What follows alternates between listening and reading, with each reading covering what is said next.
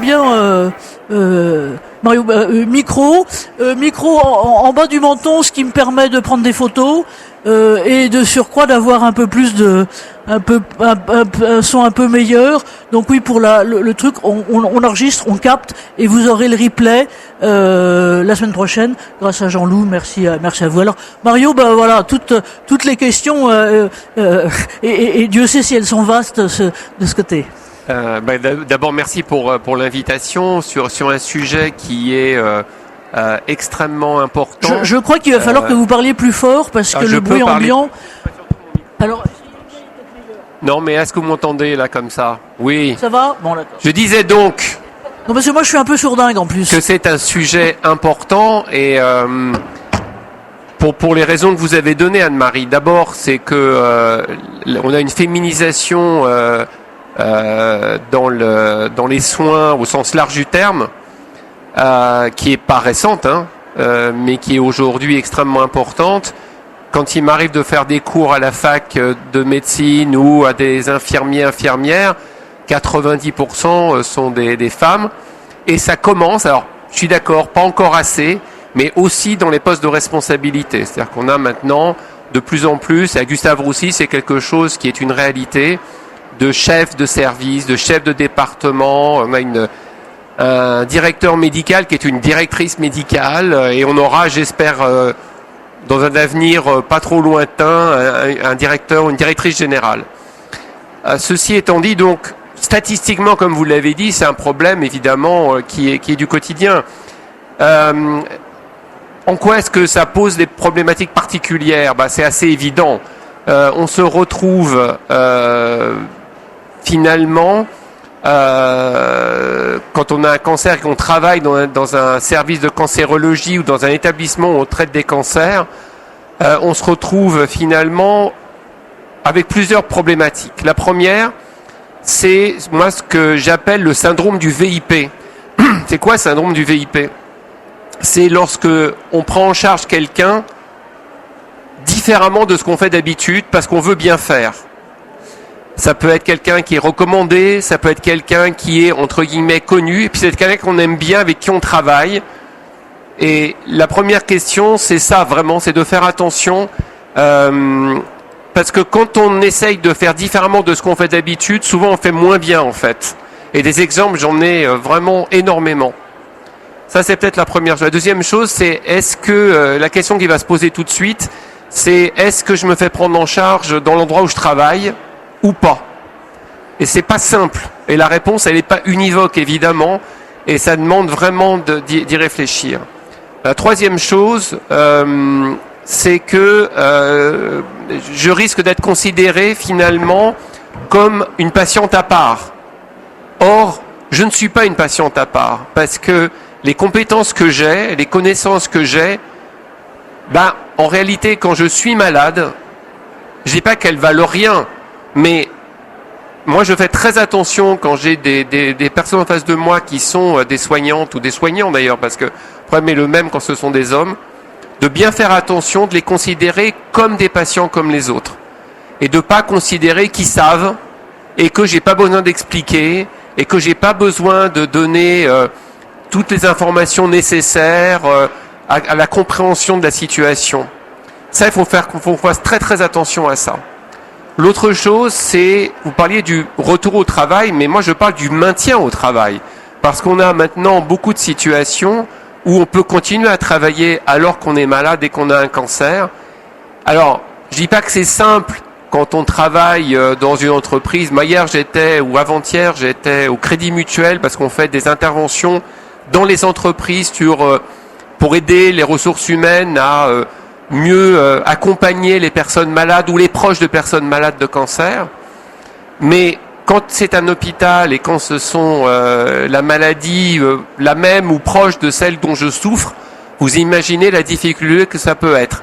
Et là, c'est vraiment, ça m'est déjà arrivé bien sûr d'avoir des gens qui travaillent avec moi dans ce genre de situation, et c'est vraiment des situations qui sont totalement individuelles. Et là, ça nécessite vraiment un dialogue.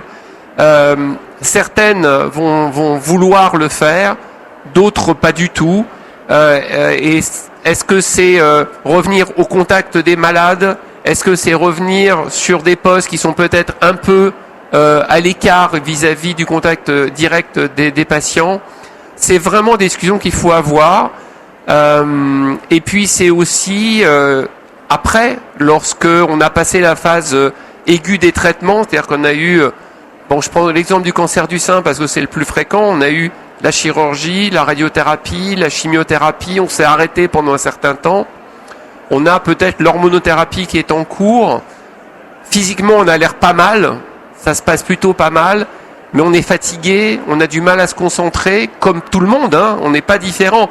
C'est ça aussi, c'est que nous, il faut qu'on fasse attention. Quand c'est un soignant ou une soignante qui est malade, on n'est pas mieux que les autres. On n'est pas plus malin que les autres, on n'est pas plus fort que les autres, c'est pas vrai. On est pareil que les autres. Et donc on est confronté au problème des douleurs qu'on ne voit pas, à la fatigue qui est physique et mentale, on a du mal à se concentrer, c'est compliqué. Et c'est là où il y a un vrai dialogue qui doit pouvoir se faire avec le médecin du travail. Alors, un dialogue ou un trilogue peut-être, même si, bien sûr, nous, on n'est pas partie prenante directe, bien sûr, et qu'il y a cette confidentialité qui est évidemment très importante et qui existe aussi dans les hôpitaux. Faut pas croire que parce qu'on est à l'hôpital et qu'on tutoie le médecin du travail, on a des informations qu'on ne devrait pas avoir. La confidentialité, elle existe tout le temps.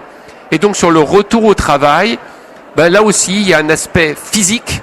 Est-ce que je peux reprendre mon travail si je suis aide-soignante, si je suis infirmière, si je suis médecin? Est-ce que je peux le reprendre physiquement parlant? Ça, c'est important déjà. Est-ce que je peux le reprendre mentalement parlant? Est-ce que je peux le reprendre psychologiquement parlant? Et là, il y a vraiment un accompagnement à avoir parce que, voilà, encore une fois, c'est pas parce qu'on est soignant qu'on est plus malin que les autres, plus fort que les autres. On est pareil que les autres et on doit être considéré pareil que les autres à ce moment-là. La seule différence peut-être, c'est d'avoir peut-être un dialogue qui doit être adapté, bien sûr, mais comme il doit être adapté, encore une fois, moi j'interviens parfois en entreprise, ce dialogue, il doit être adapté aussi dans l'entreprise en fonction de la position des personnes et de l'intérêt aussi pour leur travail. Alors, je ne veux pas rentrer dans des clichés, mais être soignant, quel que soit le poste qu'on a d'ailleurs, que ce soit un poste administratif ou un poste de soins directs, c'est pas des métiers qu'on fait ou sur lesquels on se maintient par hasard. Il y a quelque chose de particulier, mais qui existe aussi ailleurs, encore une fois. C'est pas que chez nous que ça existe. Et donc cet engagement-là, il a de la valeur. Et donc notre rôle aussi, moi j'ai eu à plusieurs reprises, et j'ai encore dans mon équipe proche, des femmes qui ont eu des cancers qui sont en surveillance. Voilà, c'est comment on fait pour les accompagner sans être intrusif. Encore une fois, c'est pas le but, mais comment on fait pour les accompagner? J'essaye de temps en temps d'avoir des moments de proposer le dialogue, pas des moments de dialogue, de proposer le dialogue. Les personnes, elles peuvent prendre ou pas, elles ont le droit, il n'y a pas de problème. Ce qui est difficile aussi, évidemment, et on peut l'imaginer, c'est de se retrouver avec des personnes qui ont des maladies la même qu'on a eues ou proches, qui vont être en rechute de leur maladie. Donc, moi, souvent les patients le disent, une fois que la phase aiguë des traitements est passée, on n'oublie pas, ça c'est pas vrai, mais on aimerait bien pouvoir passer à autre chose. Là, c'est sûr que quand vous êtes travaillé dans un hôpital, vous êtes finalement sans cesse renvoyé à la situation, et pour certaines personnes c'est possible, pour d'autres personnes ça ne l'est pas, et là encore c'est du dialogue, c'est de l'accompagnement, et c'est aussi un travail à faire au sein de l'équipe aussi, parce que il y a la personne qui est malade, mais il y a aussi l'équipe autour. C'est comment on fait la juste distance, elle est encore une fois pas plus simple lorsqu'on est dans un hôpital que lorsqu'on est dans une entreprise, c'est pas évident. Et il faut pas croire que c'est plus simple d'accompagner et d'accueillir quelqu'un qui a eu un cancer dans un hôpital. C'est pas plus facile que dans n'importe quelle entreprise. Mais voilà, ça passe par le dialogue, par l'empathie, ce qui sont des valeurs encore une fois qui sont pas réservé au milieu de la santé. Et puis on essaye de faire au mieux, effectivement, de se reposer la question, peut-être effectivement d'aménager le poste de travail, pas seulement, encore une fois, physiquement, mais aussi en termes de, voilà, est-ce que pendant quelques mois, on va faire autre chose que du contact direct au patient, par exemple. Et dans un hôpital, on a quand même la chance d'avoir un panel de possibilités. Mais ça nécessite encore une fois vraiment de parler avec les personnes et d'être à leur écoute. Et encore une fois, c'est pas plus simple, pas forcément plus compliqué, mais c'est pas plus simple que dans n'importe quelle entreprise, vraiment. Merci Mario de tout ça. Et moi, je voulais juste, pardon à vous de vous passer la parole, Caroline, vous donner juste un chiffre, une statistique, c'est que, alors, je ne sais pas exactement globalement dans le milieu des soignants, mais dans tout milieu, toutes activités professionnelles, et pour, j'allais dire, les tranches d'âge, donc on prend toujours les moins de 57 ans pour que ce ne soit pas, qu'on ne rentre pas dans les possibilités de retraite ou autre. C'est 21%, pas plus, de retour à l'emploi effectif à l'heure actuelle.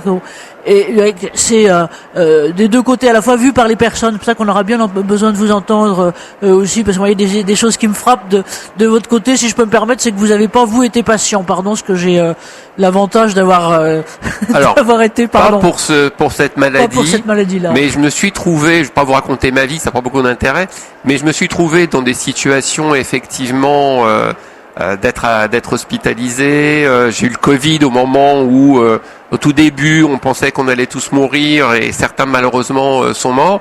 Et je peux vous dire que franchement, on fait pas le malin et qu'on est bien content d'avoir des gens qui vous expliquent, qui vous réconfortent, qui vous aident, qui vous accompagnent. Dans ce genre de situation, même quand c'est pas des choses aussi graves qu'un cancer peut l'être. Hein. Mais voilà, merci qu'on puisse entendre ça, parce que moi je crois que la situation, elle est sans doute pire, plus grave, parce que d'un certain côté, quand on a accompagné des gens dont on a vu quand même un certain nombre qui meurent, globalement dire les choses, quand on sait ce que peuvent être par exemple les contre-effets de chimio ou autres, et on le sait de façon proxime, eh ben c'est vachement plus dur. Mais oui, ce qui est très curieux, c'est qu'il y a eu très peu d'études là-dessus. On vous mettra, il y a eu une enquête qui a été faite, plutôt une enquête journalistique, il y a 5 ans par infirmier, d'ailleurs infirmier.com là, en interviewant un certain nombre de femmes et de soignantes qui avaient fait ça, et donc qui passaient, ce que vous disiez, par les mêmes phases que les autres, c'est-à-dire le déni, la peur, et puis aussi est-ce que j'en parle ou pas à mon bureau, parce qu'après ça on va me regarder avec des pincettes en me disant celle-là elle est en sucre, il faut pas faire quoi que ce soit. Donc c'est vrai que les questions sont là, et merci encore une fois d'être là, parce que moi ce qui m'étonne, pour vous dire, alors pardon, je suis toujours chiante comme d'habitude, mais c'est que d'une façon générale, les directions de grosses structures ou les RH n'aient pas intégré ça systématiquement. C'est pas français. C'est-à-dire qu'en gros, les 3 seuls trucs que j'ai trouvés, moi, c'est le Canada, il y a un peu Johns Hopkins et un peu Mayo Clinic, mais pas grand-chose. Alors, si je peux me permettre, sur les problématiques d'accompagnement des personnes, moi j'ai tout vu. C'est-à-dire, j'ai vu des grandes entreprises où ça se passait très bien, où il y avait une vraie valeur humaine présente. J'ai vu des petites entreprises où c'était absolument épouvantable, où les gens étaient lessivés. Je pense que les choses sont en train de changer et que effectivement, et vous êtes bien placé avec votre cercle pour le savoir. Je pense qu'il y a une prise de conscience aussi. D'abord parce que, on parle maintenant du cancer beaucoup plus qu'avant. Quand vous avez le patron de Publicis qui annonce à la télé qu'il a un cancer, qu'il est pris en charge avec Gustave Roussy, mais ça peut être ailleurs, qui finance des campagnes, vous savez, le Père Noël a un cancer. Bon, ce genre de choses, ça change la donne, effectivement. Ça, c'est le premier point. Le deuxième point, c'est que les gens, ils vivent longtemps avec leur cancer. Donc, on peut pas faire l'autruche. C'est plus possible. C'est plus possible. Les patients, les gens, ils sont là, quoi. Ils sont devant vous, ils vous disent, ils vont au médecin du travail, ils disent, moi je suis là, moi je veux revenir travailler. Qu'est-ce que je peux faire? Aidez-moi. Donc on peut pas dire, oh là là, je sais pas ce que c'est, machin. Donc les gens, ils sont là. Et puis il y a toutes les personnes, effectivement, qui ont eu un cancer, qui reviennent travailler avec les problématiques qu'on a évoquées. Et puis il y a toute la problématique aussi des proches et des aidants aussi, évidemment, parce que ça impacte aussi sur la vie des équipes et des entreprises. Moi, alors ça vaut ce que ça vaut évidemment, mais c'est vrai que nous on est maintenant de plus en plus sollicités pour intervenir auprès des cadres dirigeants d'entreprises et des cadres DRH des entreprises, pour justement des gens qui viennent nous dire en disant voilà, nous on a des directions du handicap, on a des choses comme ça, mais le cancer, on ne sait pas. On ne sait pas, on voudrait, mais on ne sait pas. Et donc, ils nous proposent, et on a maintenant plusieurs fois par an des interventions dans des grands groupes. Alors, je ne vais pas les citer parce que voilà. Et on se rend compte que ça fonctionne très très bien, qu'on a des gens extrêmement motivés. L'idée, c'est que ces personnes qu'on va former, eh bien, elles vont ensuite prendre le relais et être les référents au niveau de leur établissement. Merci Mario, merci de préciser tout ça. Enfin, heureusement ça bouge et ça bouge depuis pas très très longtemps quand même en gros. Alors